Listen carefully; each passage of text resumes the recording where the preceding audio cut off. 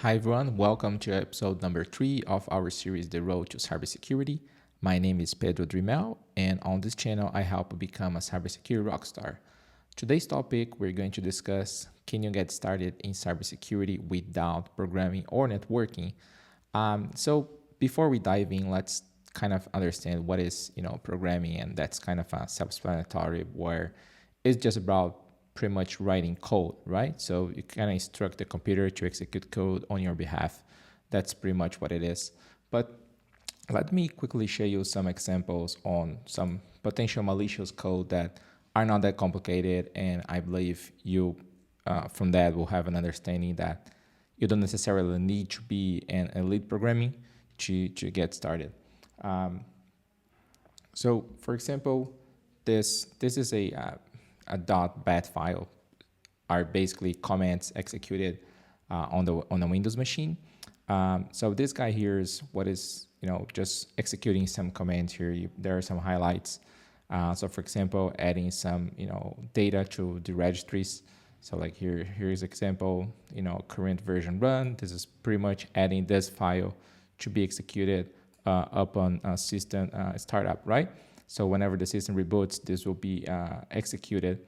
And it's also copying, this file that's executing to this name here. So whatever the file name that was executed will be copied with this path here.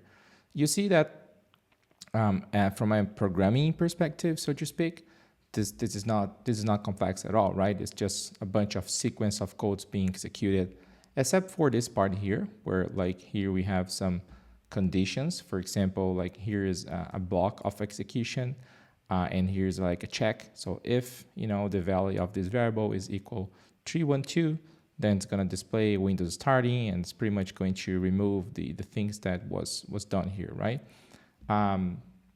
So then we have another condition here, if this code is not correct, then it's gonna just display activation code is incorrect. So and also like go to that sequence of code, right? So it's a very simple execution. It's not complex at all. So and another example is this PowerShell script, right? So here you have like a function. So whenever you call this function, all this will be executed. These are the parameters sent to the function. So like you have URL, backup URL, a path, and a process name. That's what it's about.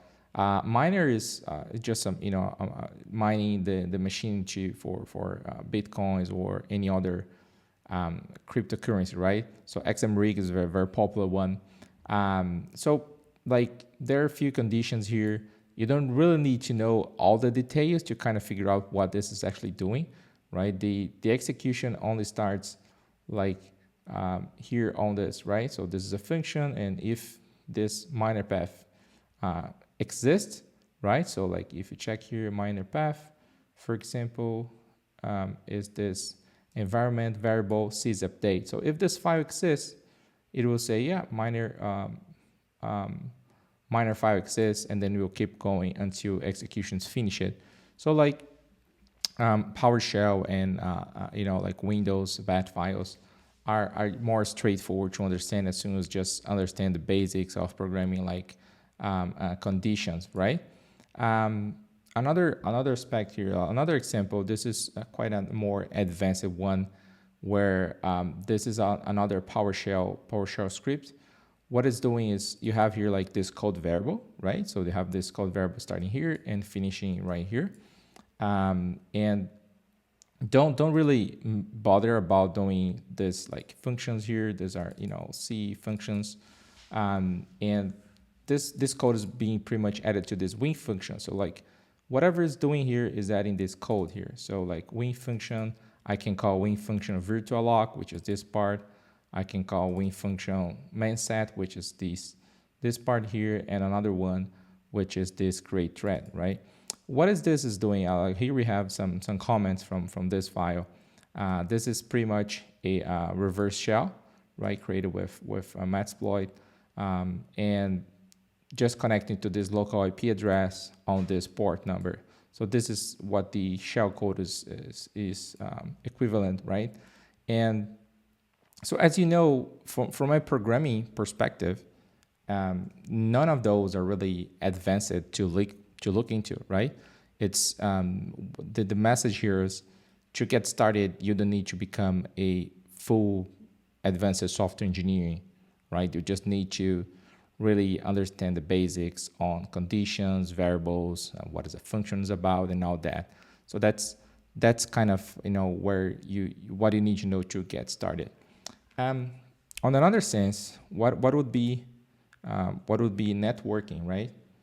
Um, it's more, of course, it's wider than just this, right? But here's a simple diagram of a computer networking environment, and keep in mind to kind of replace this with your own home lab, right? So, for example, here we have end users, and so you have like a wireless router for the most part here, always connecting. How does this actually work? Like, what are the protocols being used? What about when you're on a switch device? What's the difference, right? Is there any real difference from this to this one? And what about the modem and all that? An interesting part here is the DNS server. So like you kind of understand how does your domains resolve? How does that actually work? So I just wanted to put a very simple network diagram. Right here we have like more a separate network with file server and a web server and a print server, another like end user network, another switch now with internal DNS server. So this router is separating the network, right? And this switch as well. And here we have again end users consuming. So it's quite simple network diagram, and I believe that if you draw like your own home lab network and kind of start understanding to play with those devices that you already have, is a pretty good way to kind of start learning how the network environment works. You don't really need to kind of draw your network diagram if you don't want to.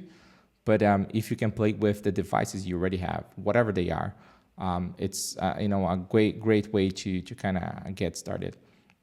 But the question is, do you really need then for cybersecurity? I would say absolutely. I haven't really found anyone who don't know both programming and networking to a certain degree succeed on this industry. But at which level do you really need those, right? Let's check this out. So some opportunities I wanted to show you here in terms of like required skills for networking and programming, right? This is in a cybersecurity analyst position at Tim Curry, like one of the top-notch cybersecurity companies I'm aware of, at least. So, for example, here they are asking for outstanding network infrastructure and traffic analysis, right? So PCAP, NetFlow, Speed, and certificates. That's something they're really strong with. So like networking is kind of one requirement for this role, right? Deep working knowledge of IP networking and services, including internet protocols such as DNS, HTTP, etc. So I would say for this role, you definitely need to know about networking to an extended level. It's not just the basics, right? But always starts with the basics anyways. It doesn't mention programming as far as I know, but essentially, here mentioned actually effective programming or scripting skills, so Python preferred. So it's kind of a role where you need both of them, right? It's not a role where I don't know anything at all about programming and I just know about networking. I believe that here on this, you use both of them to a certain degree. So you have to have a good level for both. Another example is a secure architecture role at Rampart Technology. I don't believe this is available anymore, but you see this has a more strong level on networking, right? experience of area networking technologies such as protocols, including LAN 1, wireless data center, blah, blah, blah. And the experiences mentions network security and secure architecture. So if you're working on the architecture level, you will have to, you need a more advanced networking knowledge, that's for sure, compared with programming, while of course you eventually need to write some code on this position, but way more on that networking part. Another example, this is a recent posting from Meta that I got from a colleague of mine, a past boss of mine, which is a product security engineer. So like if you're a recent graduate, either on college or a master's degree, they're looking forward to hire you if you're good with finding vulnerabilities on programming language, right? So we're talking here, Ruby, Python, PHP, C and C++. So this is a very focused on programming, right? Another interesting thing I mentioned again, like here, like contributing to security committee, a good thing. Participating on CTF is a good thing as well. But they also kind of focus on people who are just graduating. And you don't see anything like networking here as far as I know. So it's pretty much more code analysis and finding vulnerabilities on those code bases. Here is another example on like a tier 2 SOC analyst.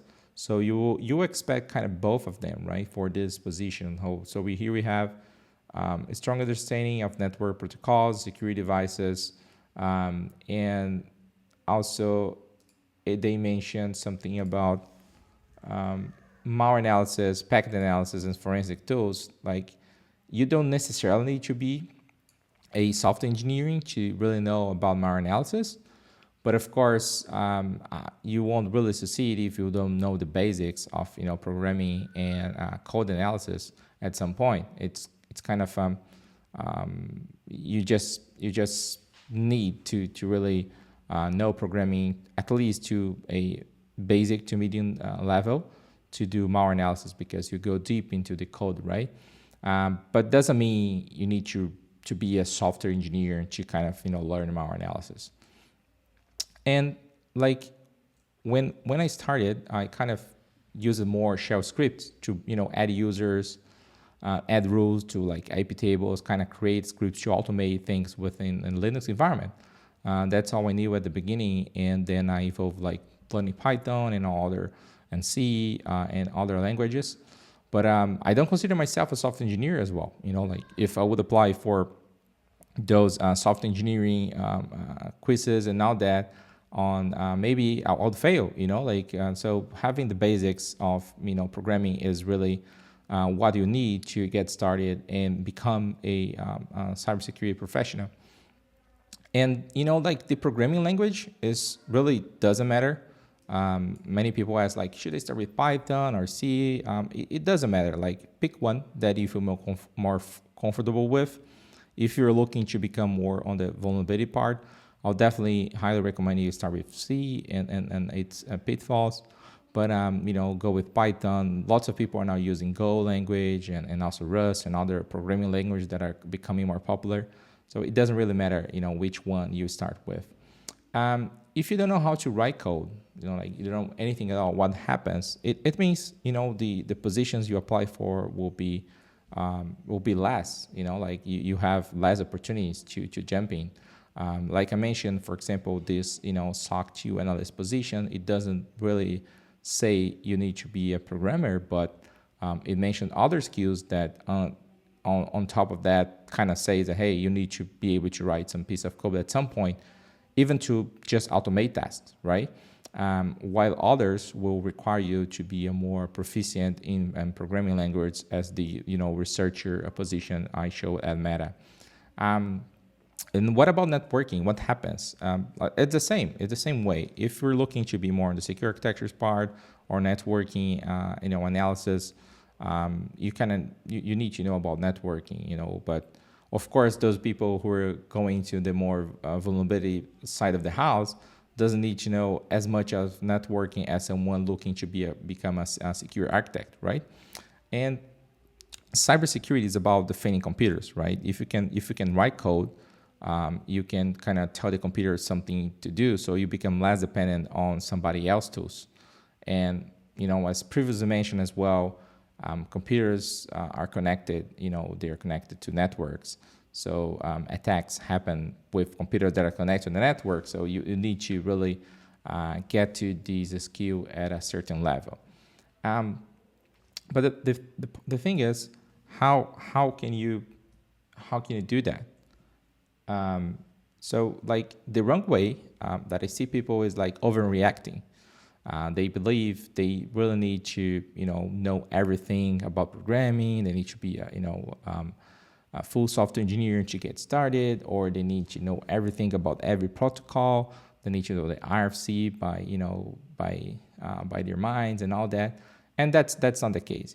Start with what you have.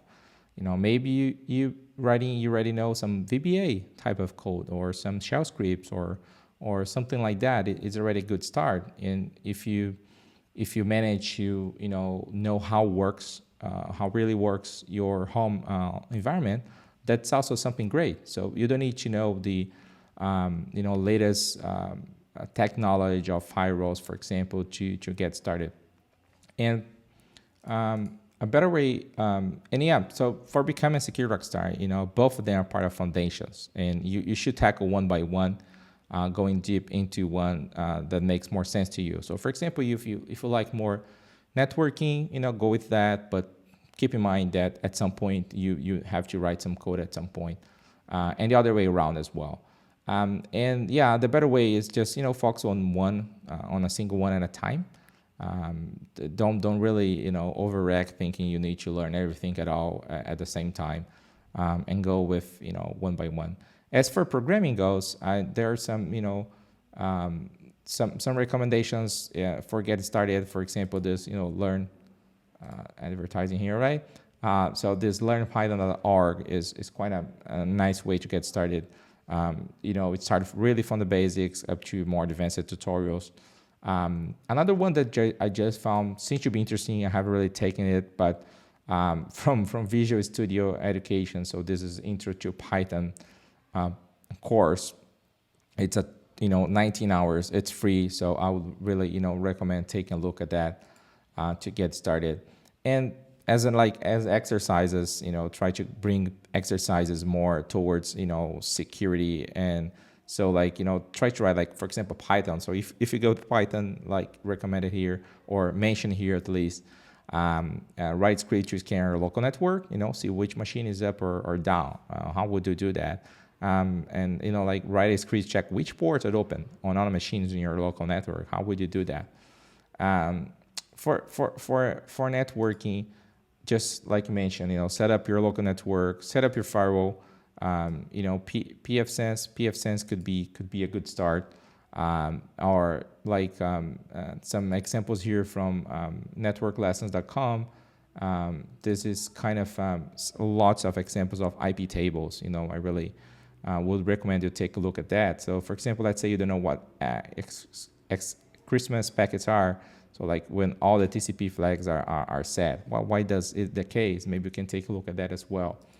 And play with Nmap, play with Nmap, also play with Nmap and IP table, so you can take a look at that. So for example, let me see if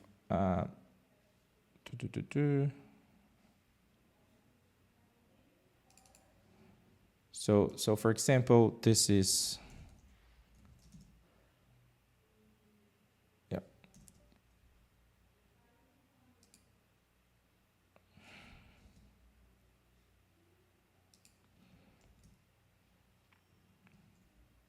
So for example, here we are on a Ubuntu, so just a Linux machine. And here I have, let me check so I have the IP address 192.168.232.147, right? So I just, just connect to this IP address here and see if I connect to SSH, right? So yeah, so SSH is open, default port 22. And if I look at my IP tables rule, So for example, just listening the input chain here, and if I want to like just add a something to block, so let me just do this input. So like I'm blocking now connections to the port 22. Let's see, if this is gonna work now. Oh, this doesn't work. So like I'm just playing with IP tables and so now if I list my rules, you'll see that there's a rule that's just blocking any input connections to port 22. So this is just some like one simple way to get started with IP tables and networking on your just your virtual machine, on your local machine. You don't even need to go to the router to play with that and learn those skill sets. And I would avoid going much into IPv6, at least in the beginning, right? As a recap here, so it starts small, start small, pick whatever programming language you feel more comfortable with. Start with your own home lab, and you're good to go, and like build your home lab from scratch. Maybe if you already have it set up, consider removing all the cables around and playing with that. But overall, if you want to become a cybersecurity rock star, being wanted and well paid in the industry, you definitely need to go into both programming and networking. I hope you enjoyed. Please leave the comments below and don't forget to subscribe. See you later.